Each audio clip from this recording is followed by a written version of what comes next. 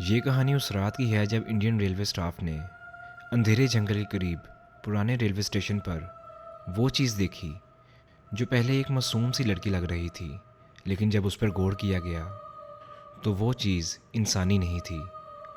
मगर इस स्टोरी को समझने से पहले ज़रूरी है ये कहानी वहाँ से शुरू की जाए जब सब कुछ बिल्कुल ठीक था और उस एम्प्लॉय को ज़रा भी अंदाज़ा नहीं था कि उसकी आज की ये रात उसके लिए ज़िंदगी भर का दर्द बनकर रह जाएगी। मगर स्टोरी शुरू करने से पहले मेरी आप सभी लोगों से एक गुजारिश है कि अगर आपको मेरी वीडियोस अच्छी लगती हैं, वीडियो को लाजमी लाइक कर दिया करें और चैनल को भी सब्सक्राइब कर लें और बेल आइकन पे भी क्लिक कर दें। इससे आपको मेरी नेक्स्ट आने वाली वीडियोस के नोटिफिकेशन मिलते रहेंगे। चलें स्टोरी पे वापस आते हैं। दोस्तों, ये वाक़या जो आज मैं आपके साथ शेयर करने जा रहा हूँ, ये हमारे एक इंडियन व्यूवर ने, जिनका नाम रोहित है, उन्होंने हमें भेजा है। उस वक्त रोहित की पोस्टिंग अतारसी जंक्शन रेलवे स्टेशन पर थी। रेलवे की ड्यूटी ऐसी होती है कि कभी काम इतना ज़्यादा होता है कि सांस लेने का वक्त नहीं मिलता, और कभी इतनी खामोशी होती है कि वक्त काटना बहुत मुश्किल हो जाता है। रोहित रेलवे के मैकेनिकल डिपार्टमेंट में होता था। उसका काम ट्रेन्स में पैदा होने वाली खराबियों को ठीक करना होता था। उसके साथ ड्यूटी पर उसके दो दोस्त भी थे, जिनका नाम अमान और राकेश था। दोस्तों, ये बात सर्दियों के उन दिनों की है जब दिसंबर की ठंड थी। रात के 11 बजे के बाद स्टेशन अक्सर बिल्कुल सुनसान हो जाता था। एक रात ऐसा ही हो रहा था। कुछ खास काम नहीं था। ये दोस्त बस हीटर के पास बैठकर चाय पी रहे थे और बातें कर रहे थे। इसी दौरान अमान और रोहित ने कहा कि यार, बोर हो रहे हैं, चलो थोड़ा बाहर चलते हैं, कुछ पी आते हैं। राकेश समझ गया था कि वो किस चीज़ की बात कर रहा है। राकेश ने उसकी बात पर कहा कि नहीं, अगर सीनियर को पता चल गया तो वो हमें डायरेक्ट नौकरी से निकाल देगा। जिस पर उसके दोस्त उस पर हंसने लगे और कहने लगे कि हमारी ज़रूरत तब होती है जब ट्रेन में कोई खराबी आ जाए, और ट्रेन में कई दिनों से कोई खराबी नहीं आई। राकेश ने इस बारे में थोड़ा सोचा। अब इन तीनों दोस्तों ने अपने सीनियर से झूठ बोला कि हम ढाबे में खाना खाने के लिए जा रहे हैं, लेकिन ये तीनों दोस्त अमान के एक दोस्त के क्वार्टर पर पहुंच गए, जो रेलवे से थोड़ी ही दूरी पर था। जब ये तीनों दोस्त उस कमरे में दाखिल हुए तो वहाँ पर हीटर चल रहा था, खाना बन रहा था, खाने पीने का सामान भी मौजूद था। तीनों दोस्त ने पी ली और महफिल जम गई। वक्त का पता नहीं चला और ऐसे करते करते रात के 2 बज गए। जब उन तीनों दोस्तों को रेलवे ऑफिस से निकले हुए काफ़ी टाइम हो चुका था तो उनको सीनियर की कॉल आई। वो कह रहे थे, तुम कहाँ हो, अभी तक आए क्यों नहीं?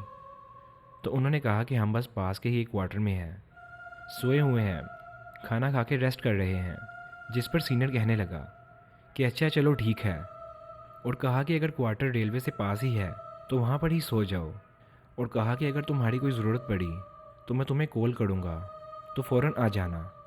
जिस पर उन्होंने रजामंदी जाहिर की और वो दोबारा उस महफिल का हिस्सा बन गए। रोहित कहता है कि उसने शराब इतनी पी ली थी कि उसको अब ज़्यादा चढ़ गई थी।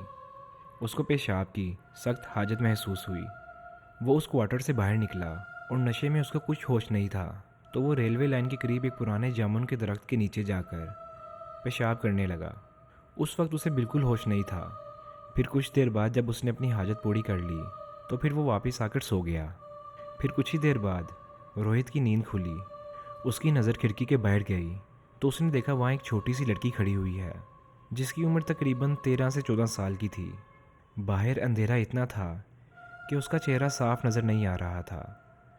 रोहित ने पहले उस चीज़ को इग्नोर किया और सोने पे ध्यान दिया, लेकिन फिर उसी दौरान अचानक से खिड़की पर हल्की सी दस्तक हुई। ठक ठक ठक। इस बार जब उसने देखा तो वहाँ वही लड़की खड़ी हुई थी, जो बिल्कुल करीब आकर अपना हाथ खिड़की के अंदर करके रोहित को बुलाने का इशारा कर रही थी।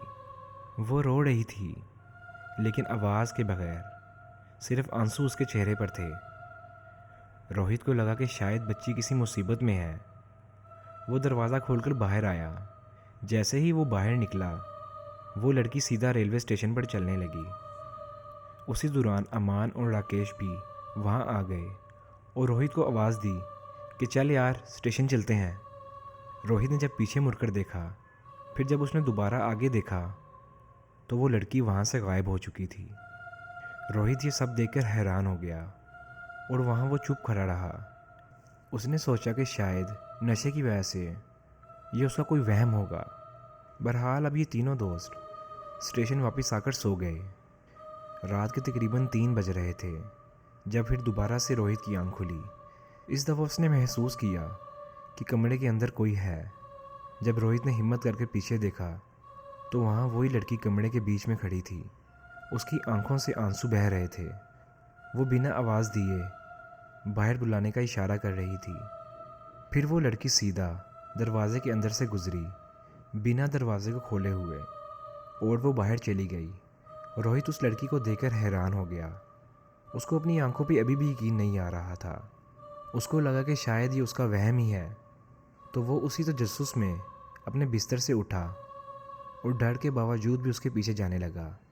ये लड़की फिर से रेलवे लाइंस पर आ गई। फिर वो जामुन के दरख्त के पीछे जाकर कहीं गायब हो गई। रोहित जब उस दरख्त के पास गया तो वहाँ जो मंज़र था वो मंज़र याद करके आज भी उसके रोंगटे खड़े हो जाते हैं। दरख्त के तने के साथ एक जली हुई औरत बैठी हुई थी। उसका पूरा जिस्म काला हो चुका था, कपड़े जले हुए थे, बदबू इतनी ज़्यादा थी कि सांस लेना मुश्किल हो रही थी। रोहित ये सब देख कर डर गया, क्योंकि उस औरत के चेहरे पर ना तो आंखें थी, ना नाक और ना ही होंठ, सिर्फ एक सीधी जल चुकी चमड़ी का टुकड़ा था। जैसे ही उस औरत को रोहित का एहसास हुआ, वो एक भयानक चीख के साथ रोहित की तरफ झपकी। रोहित जोर की चीख मारकर भागने लगा। वो इतना तेज़ भागा कि उसने पीछे मुड़कर नहीं देखा। पता नहीं कैसे वो वापस स्टेशन पहुंच गया।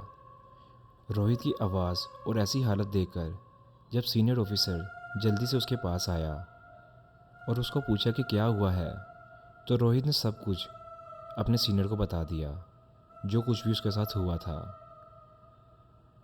रोहित की सारी बात सुनकर उसका सीनियर घबरा गया और बोला, आज अमावस की रात है। जिस दरख्त के नीचे तुमने पेशाब किया था उस जगह पर चुड़ैल का साया है। उसने अपने बुज़ुर्गों से सुना था कि दरख्तों पर ऐसी चीज़ें होती हैं, और उसने कहा कि कई सालों पहले उसने भी किसी से सुना था कि एक औरत ने यहीं अपने आप को आग लगाई थी। उसकी बेटी की रूह लोगों को अपनी माँ के पास ले आती है, और रोहित को कहा कि तू बहुत किस्मत वाला है कि तू बचकर आ गया। रोहित कहता है कि उस दिन के बाद उसने हमेशा के लिए शराब और नशा छोड़ दिया, और आज तक उस जली हुई औरत और उस लड़की का मंजर उसके जहन से नहीं निकला। तो आज की स्टोरी में सिर्फ इतना ही। अगर आपको ये स्टोरी अच्छी लगी है, इस वीडियो को लाइक करें, हमारे यूट्यूब चैनल को जाकर सब्सक्राइब करें और बेल आइकन पर भी क्लिक करें। इससे मेरी आपको नेक्स्ट आने वाली वीडियोस के नोटिफिकेशन मिलते रहेंगे। मैं मिलता हूँ आपको एक नेक्स्ट वीडियो में। तब तक के लिए अपना ख्याल रखें। अल्लाह हाफिज़।